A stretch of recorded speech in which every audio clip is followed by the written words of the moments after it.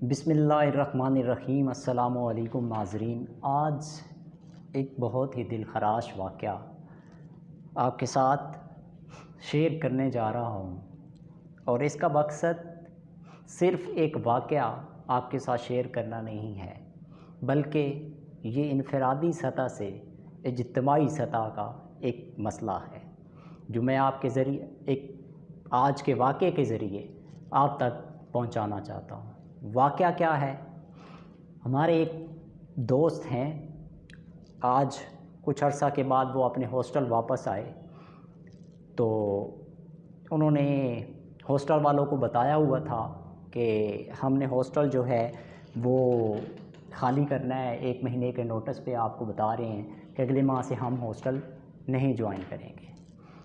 तो आज वो डे कंप्लीट हुआ और वापस आए हॉस्टल और उन्होंने हॉस्टल वालों से आके बात की कि हमारी सिक्योरिटी वगैरह जो चार्जेस आपकी तरफ हैं वो हमें रिटर्न कर दें और हम अब जाना चाह रहे हैं।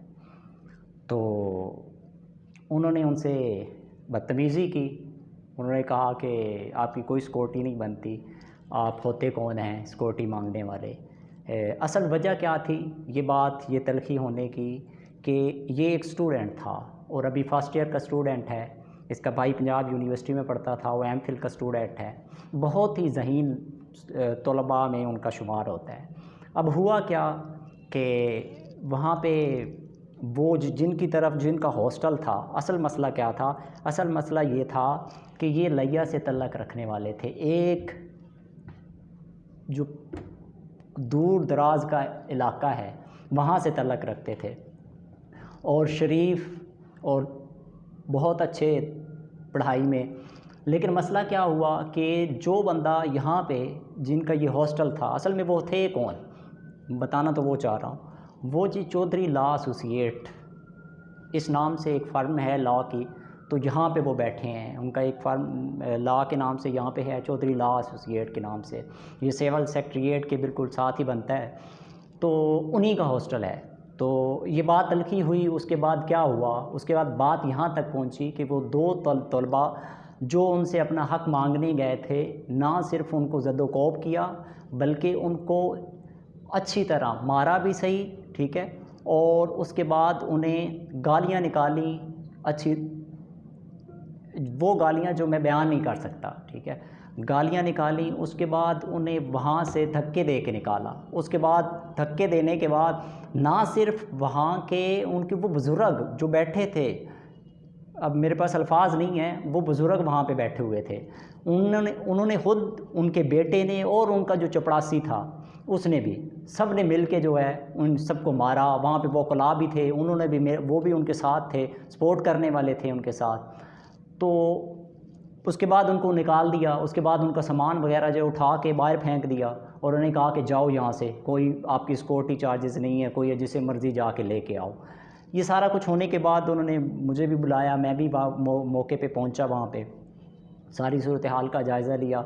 तो मैंने देखा कि उनके साथ बहुत बड़ी ज़्यादती हुई है दोनों तलबा के साथ। पहले तो मैं जायज़ा लेता चीज़ों का, उसके बाद जब मैं वहाँ पे पहुँचा हूँ तो मुझे महसूस हुआ कि दोनों तलबा जो हैं ना, उनके साथ बहुत ज़्यादती हुई है। ज़्यादती क्या हुई है? देखें, 2 चीज़ें हैं वो जो मैं आपका बात पहुँचाना चाह रहा हूँ। वो क्या? जो दोनों तलबा थे वो लैया से तल्लक रखते थे और यहाँ पे आप समझ लें गाँव से आए हैं और यहाँ पे अपनी तालीम को, पढ़ाई को जारी रखा हुआ है। तो वो जो यहाँ पे बैठे थे, इतना तकब्बुर, इतना गरूर, मैं बयान नहीं कर सकता। मैं क्योंकि सामने उनसे मुलाकात हुई, बात की, तो मुझे अंदाज़ा हुआ इस चीज़ का। और वो उनको क्या, आप देखें, एक इंसान है, किसी को भी ये अगर कोई भी माशरा, एक आप कह लें कि जहाँ पे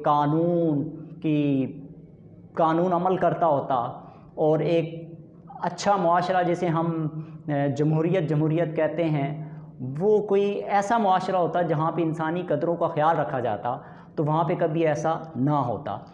उसके बाद हुआ क्या है, उन्होंने, लड़कों ने उनको जब मारा पीटा, बाहर निकाल दिया। उसके बाद उन लड़कों ने कॉल की 115 पे कॉल हुई, तो उसके बाद डॉल्फिन वाले आ गए, उन्होंने मुज़ाकरात किए, उन्होंने, अच्छा, अब मज़े की बात यह है कि उन्होंने कन्वेंस जो है ना वो उन स्टूडेंट्स तलबा को किया कि आप लोग जो है ना ये हो जाता है, कोई मसला नहीं है, उन्होंने चपेड़े मार दी, थप्पड़ मार दिए, कुछ भी हुआ, आपको ज़दोकोब किया, कोई मसला नहीं है, हो जाता है, अब उन्हें माफ़ कर दें, आप पैसे लें और आप जाएं।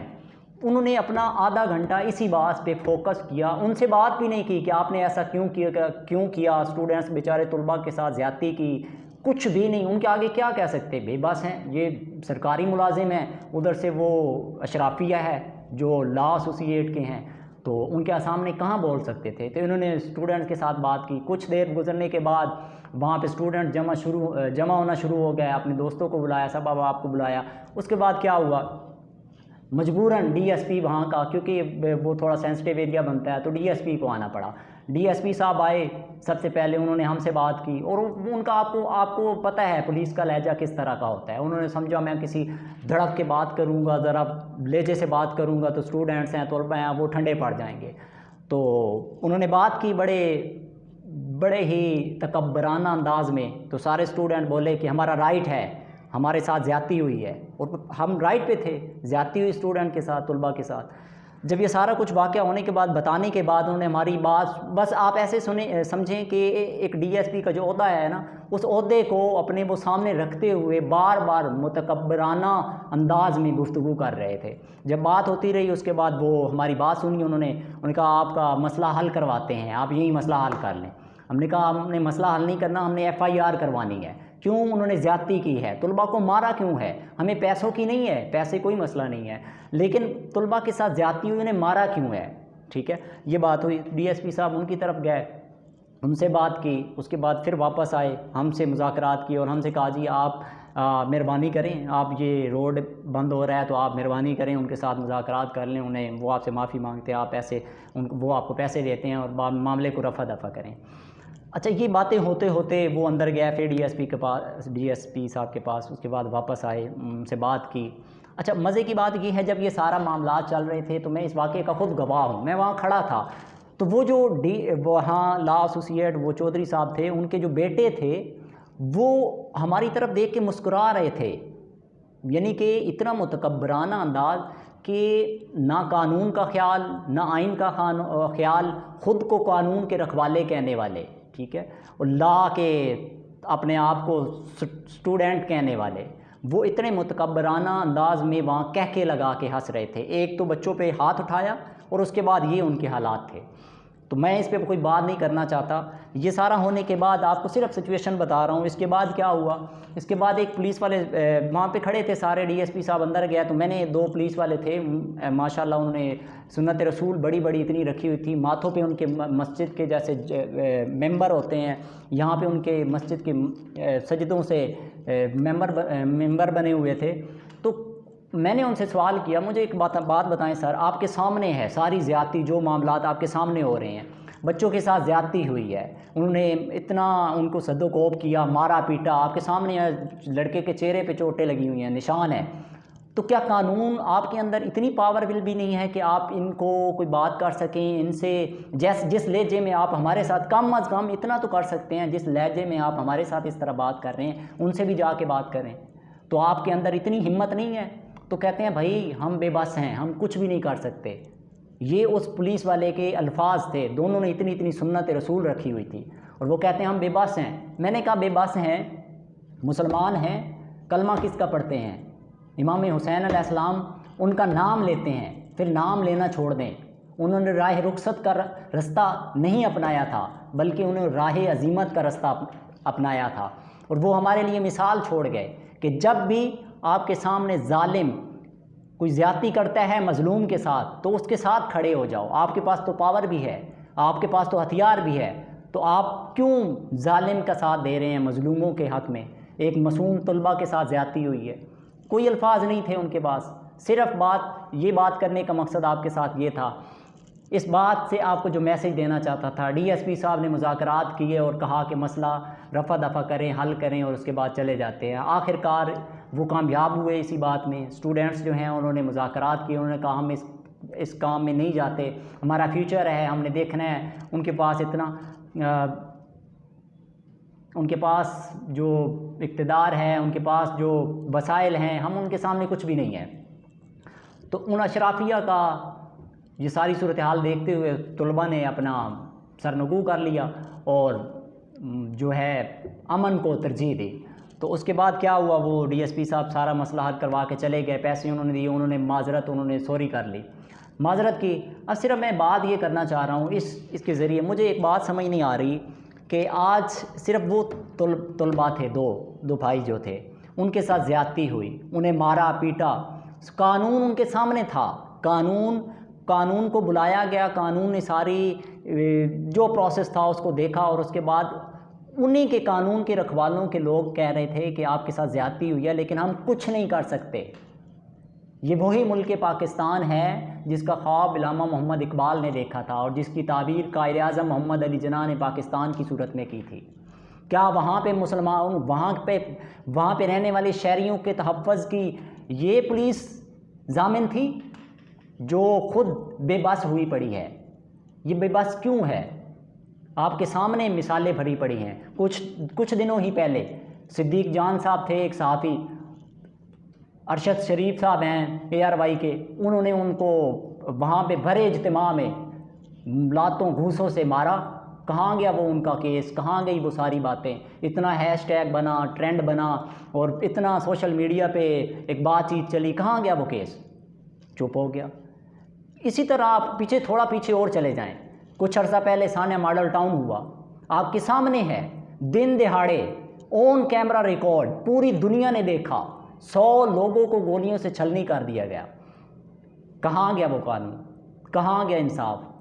वो इमरान खान साहब जो आज इक़्तिदार पे बैठे हैं, वही उनके जलसों में जाके तकरीरें करके कहते थे हम इंसाफ दिलवाएंगे।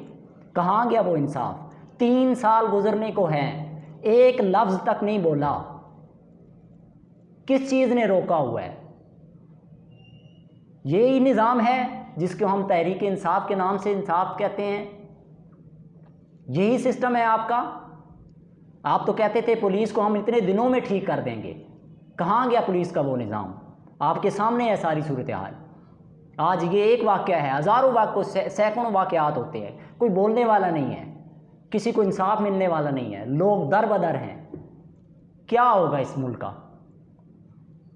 बस एक छोटी सी आखिरी बात, जो इस सारी बात का लुब्बे लुबाब बयान करना चाहता हूँ, इस वाक़े से जो हासिल व हसूल हुआ है वो क्या कि एक ही हल है इस मुल्क को, एक ही मोलक मर्ज़, वो क्या है? वो इस मुल्क का ये करप्ट फरसूदा अवाम दुश्मन निज़ाम है जिसने सबको जकड़ा हुआ है।